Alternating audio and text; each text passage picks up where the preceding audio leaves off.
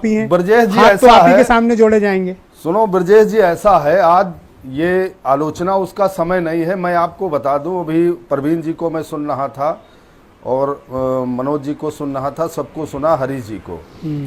मैं आज आपको बता दूं कि जिस तरीके से व्यापारी 21 दिन में, अर्थशास्त्री 21 दिन में, इसको भाई कोई बुरा मत मानिएगा, हम आपके साथ हैं पूरी तरीके से। और अगर सरकार कह देगी कि 30 अप्रैल के बाद सरकार के आंकड़े में जितने किसान हैं, सक्षम किसानों को अगर कुछ परिवार के तरीके से अगर आप बांट दोगे तो देश में एक आदमी भूख से नहीं मरेगा।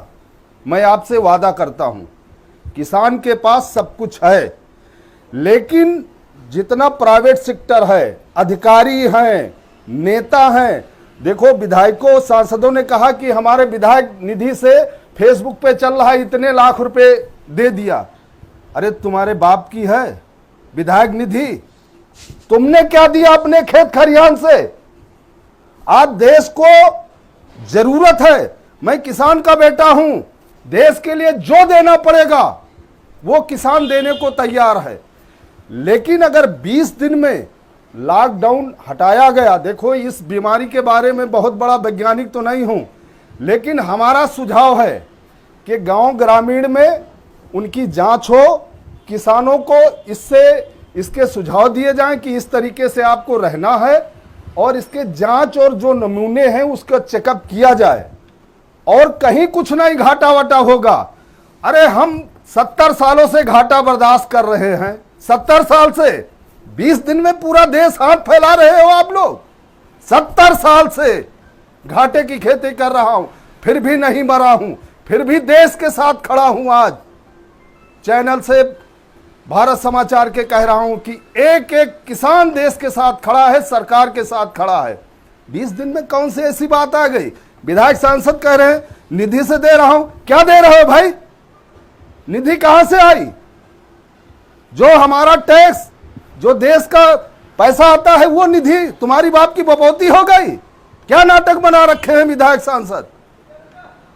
उन्हीं के लिए सब कुछ, सरकार उनके इशारे पे। देश अगर गांव ग्रामीण को छोड़ देगा ब्रजेश जी, मैं फिर भी कहता हूं कि अगर इस हिंदुस्तान को, भारत को जिंदा रखेगा तो किसान रखेगा। आज BMW की फैक्ट्री नहीं चल रही, बड़े बड़े रेस्टोरेंट नहीं चल रहे, लेकिन गाय दूध दे रही।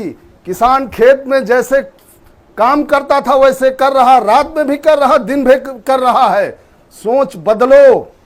अगर दुनिया को कोई जिंदा रख सकता है तो किसान, गांव ग्रामीण।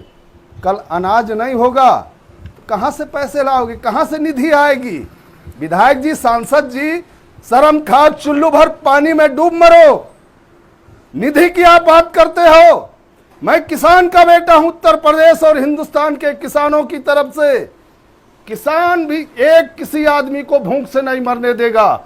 मैं उत्तर प्रदेश के मुख्यमंत्री को वादा करता हूं कि गेहूं खरीदारी में अगर प्रदेश को कुछ जरूरत है तो हर क्विंटल पे हमारे ऊपर लगा दो, हर किसान एक एक दाना आपके देगा और तुम्हारे साथ खड़ा है। धन्यवाद भाई हरनाम सिंह। आप ही जैसे योग्य, बेहतर नागरिक, जिम्मेदार नागरिक, देश को मजबूती के साथ खड़े रखने वाले किसान भाई जो हमारे अन्नदाता हैं, शायद ये देश की एकता, इस देश की ताकत, इस देश की मजबूती, और हम सब भारतीय समाज खड़ा है तो उसके बहुत बड़े पिलर आप लोग हैं।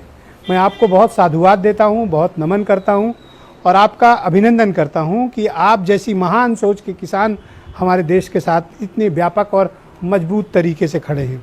आपने नेताओं को भी आईना दिखाया, मैं आपसे 100% सहमत हूँ। बहुत बहुत शुक्रिया, धन्यवाद, थैंक यू। आप सभी का बहुत बहुत धन्यवाद इस कार्यक्रम को देखने के लिए, थैंक यू।